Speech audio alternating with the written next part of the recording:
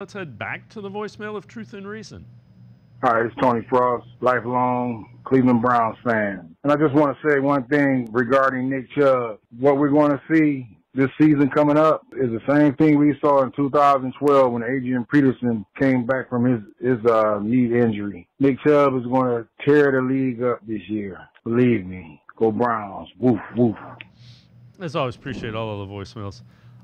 Scott, I think that's certainly one of the possible outcomes, but I don't think you want to necessarily bank on that if you're the Browns.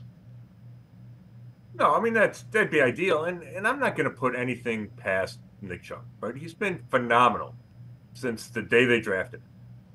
But we have to remember, this is a really serious knee injury.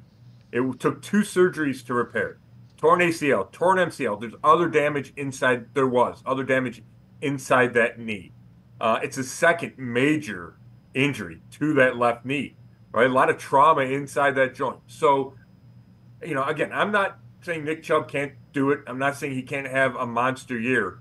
But you're right. The Browns need to have plenty of contingency plans.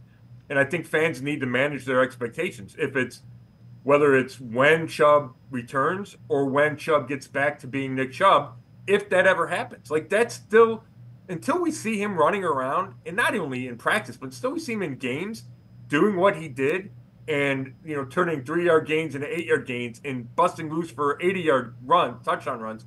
Until we see that, I'm just not going to say that he's going to be the same player. I just think that's not responsible.